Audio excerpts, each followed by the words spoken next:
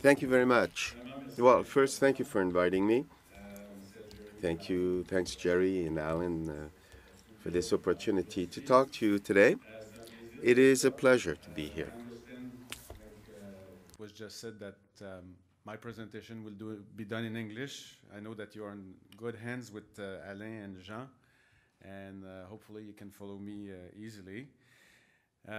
Je commencerai peut-être en vous disant. Maybe I'd like to start by saying, as CEO, there are some CEOs or agents of transformation, of change, and some are a little more close after technology. I'm part of the second group. When the director of technology has a new gadget, I'm often the first to use it in the company. And yesterday, I was in Quebec, and my two guys were there, my two boys and my daughter. My girlfriend called me to turn on the TV, right? And with the 12 iPads and 22 TVs, it's a little. I like technology. To talk about BIM, for me, is within this framework of speaking of a revolution in our industry, of a technology that has and will continue to change, even more than change, be the source of a true revolution, same as the iPad, iPhone have changed the industry of the music industry, technology, and communication industry. So since we have people throughout Quebec, Canada, not everybody knows Pomerleau. So let me introduce Pomerleau as a company very briefly. What is Pomerleau? Well, it's a design builder, general contractor. We also participate in private-public partnership with revenues 1.7 billion, roughly. A bit of a drop this year with the economy going through slightly harder times. I would say about a third of our revenue will be in design construction, a third in call for tenders, and about a third in construction management. It varies from one year to the other. We've got about 100 simultaneous projects from Alberta to St. John's, Newfoundland. We have offices in all these areas. And then with our subsidiaries, we are about in many American states. We've got about 1,100 salaried employees, and a few, about between 2,000 and 3,000 hourly employees. Year after year, we do about 70% of our revenues in building work. We're well known in that field.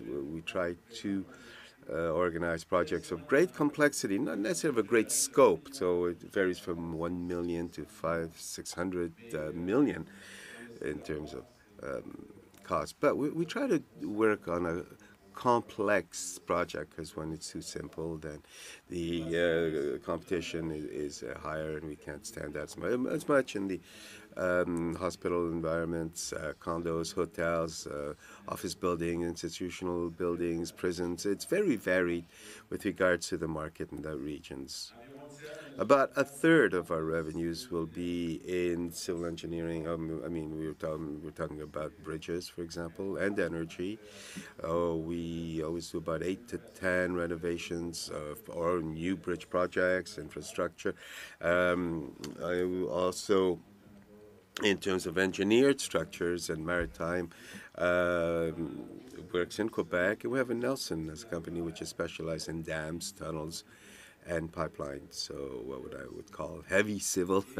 And through one of our subsidiaries, Borea, we are a company which has deployed about 50% of all the wind farms in Canada over the last few years. And last year, this company reached about 500 million revenues by implementing about 450 windmills.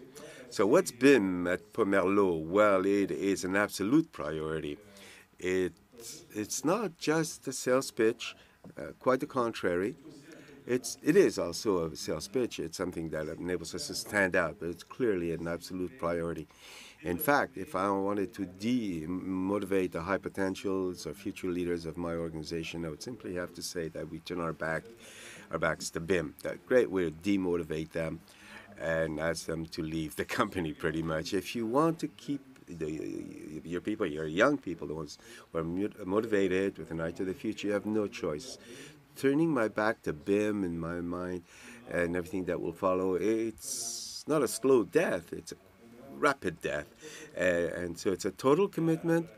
And when we look at 2014, I think you've got some figures here, about 74% of our projects had some BIM.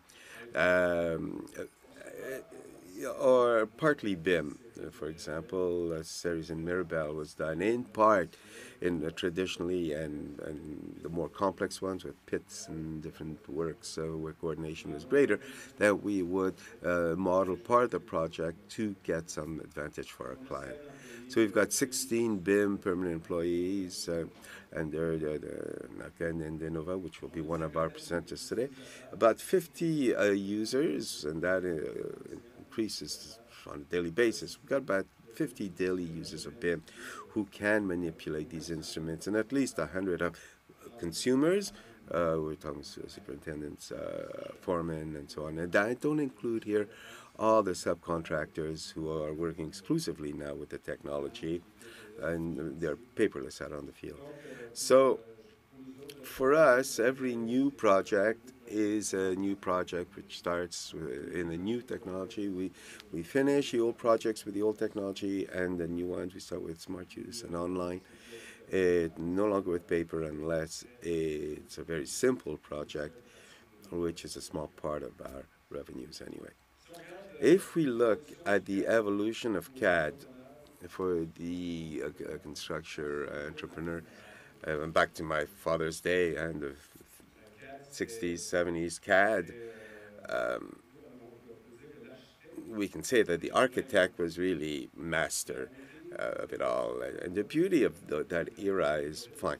Well, projects were simpler, the materials were simpler, but the time, it was the architect who would decide, so much time for designing the plans, the huge plans, and we would take time to meet engineers, architects. We had workshop leaders. We would take time to look at that, and then we'd go call for tender, and then the general contractor who would execute the project. And I think we could say that a project of a scope today of about $100 million, which might have been 40 or 50 million back then, when you had 10, 15 questions, coordination elements, and a few modifications, I mean, that was it. That's how things developed. Then CAD arrived. Here we go from immense plans to small screens.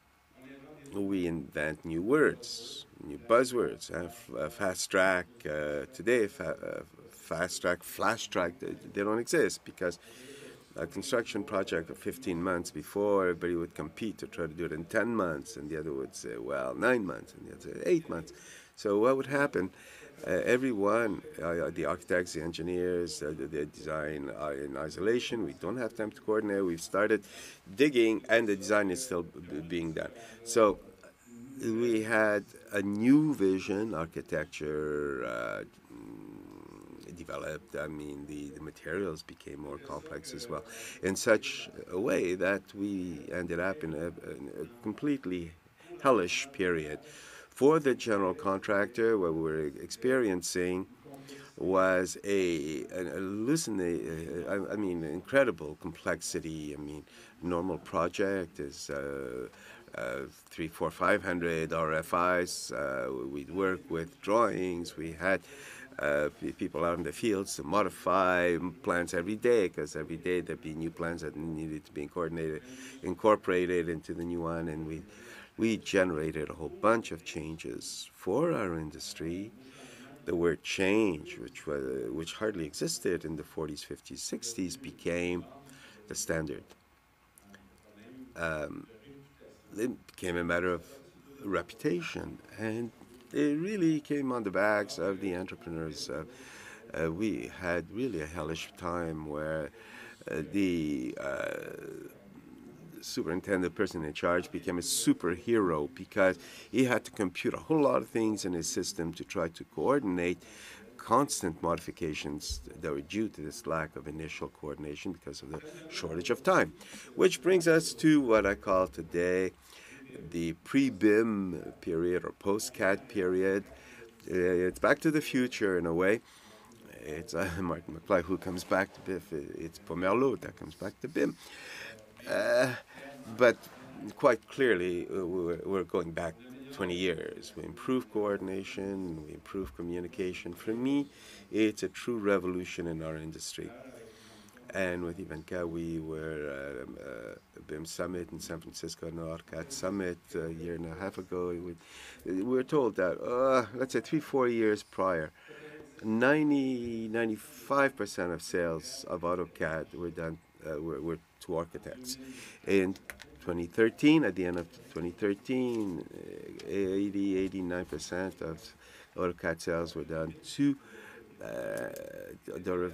were done to general contractors and specialized contractors. So we're talking really about major changes where the specialized people in the field really took a great step towards this revolutionary change. Why BIM? Well, for the architects and the engineers, I think that the culture for the architect, the 3D exists for a long time. AutoCAD, version 9, 10, 11, 12, 13, 14. I don't know all the different versions, but then it's a true evolution. It's in fact a continuity. We improve the speed. The results are more spectacular. It can sell better. And in spite of that, I would say that in Quebec and even in the markets in which we work, if we look at the integration of BIM in our great architect offices, we're far from 100%. We're still 35% of people who are BIM trained within our bigger offices. It changes on a daily basis, of course, but there's still a ways to go. Structural engineers use that for a long time for all kinds of reasons, obvious reasons, for the improvement of flexibility, speed, precision. And they really are leaders. They were the first to use a BIM in a major way, and they're still quite good at it. Electrical engineering, mechanical, it's a very harsh awakening. For, those who do not turn to BIM immediately within the next few months, there's a danger because there's some whiz kids coming up behind them who are changing the industry, and they integrate BIM and they will replace the dinosaurs. So I think it's really an industry that needs to turn to the new technologies because it's really a big change in the industry. For the general contractor, well, it's more than coordination. It's also a cost control cost tool. I mean, we have 9 offices for estimates, and each of these offices is turning to BIM models. So we're coming out to on-screen takeoff, and we're going on to BIM. By the end of the year, all our 8 or 9 offices will all be on BIM. With regards, well, for us, it reduces unforeseen scenarios, automation. Contingencies are less necessary. The whole pre-construction or from the time when we start construction is a time period where we can answer the 800 RFIs I was mentioning earlier, but instead of dealing with them as we come across them, we can deal with them in advance, and we can avoid all clashes. And that, for us, is a very important benefit. But at the same time, and you'll understand that when we answer the RFIs and we lower the number of changes and so on, which was a source of generation of income for contractors and subcontractors. I mean, we're shooting ourselves in the foot. We improve our performance, we also improve our reputation, but we're shooting ourselves in the foot with regards to our income.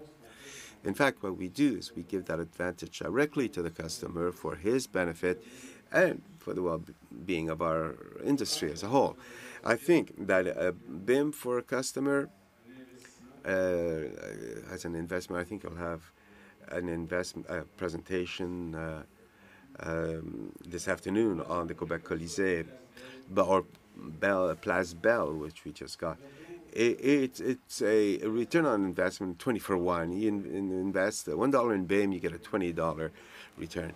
It's a no-brainer for something complex.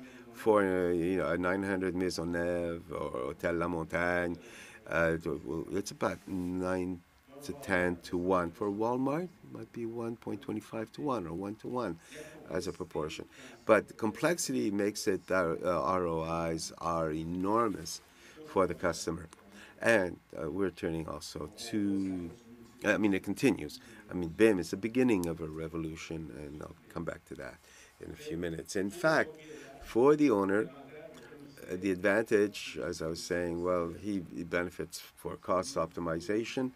He benefits from having a better project who can eventually reduce his contingencies for projects, can improve his performance. And I think I'll spare you all the other advantages because we'll be talking about it all afternoon about these advantages. But clearly, with regards to life cycles analyses, maintenance, and support, these are important advantages in the future, especially since the BIM model were done during the construction phase. So in conclusion, I would say BIM for Pomerleau, it's an absolute priority. As I was saying earlier, we've invested $500,000, Hydro-Quebec as well, in order to have a research chair at the École de Technologie Supérieure, the ETS, under the supervision of Daniel Fogg, where we work on the improvement of the technology in the construction industry. I think we see ourselves as a kind of catalyzer of BIM in Quebec, as a leader in the integration of BIM in Quebec. And as we introduce it and we sell it, well, we have people like Jean Rochette who accept it and buy it, and who find that it's absolutely essential.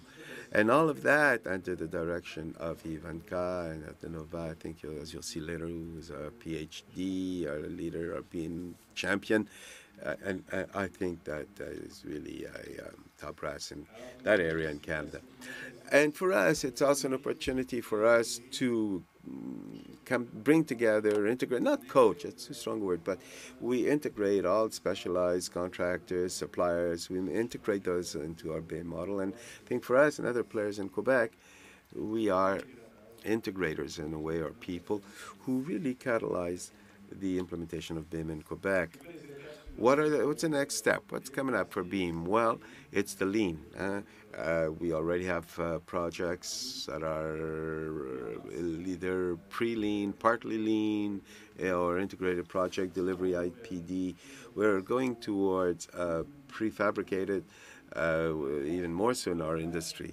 And what we need to do in this industry, precast, if we look at productivity in all industries of North America or in Canada, there has been a major increase over the last 20 years. Construction, it's about zero in terms of evolution. And what we're doing with BIM and the new technologies is catching up. And I think that we will do that at tremendous speed now. So we really went from 3D to 4D, where we integrate our deadlines into the BIM, and then to estimates. That's where we're at, and we're pretty well there. And then now today, you're going to speak about the sixth dimension, heading towards optimization of execution out on the field, on the work sites, and to try to lose as little efficiency as possible as we build. So in closing, I wanted to leave you with an example of what you're going to be seeing this afternoon in greater detail, but it gives you a bit of an idea of how we use it with regards to precast, and our customers have access to that. They can personalize it, customize it, play with it, change the axes, change the cuts, validate, look, research, and validate. And in case of the Bell Center, Place Belle, we gave it to the customer. They've got it on their iPad. They look at it. They look at the functions. They look and see if they're too far, if the director's office is too far from the hockey players' changing room. Whatever. But all of a sudden, they might wake up and hey, maybe that's not quite what we wanted. We might do it differently. It's a visualization tool that's quite exceptional. And it's a presentation tool as well for for us. So even those people who are not necessarily computer savvy can use that very easily. Having said that, thank you for your attention, and that's the end of my presentation. Thank you.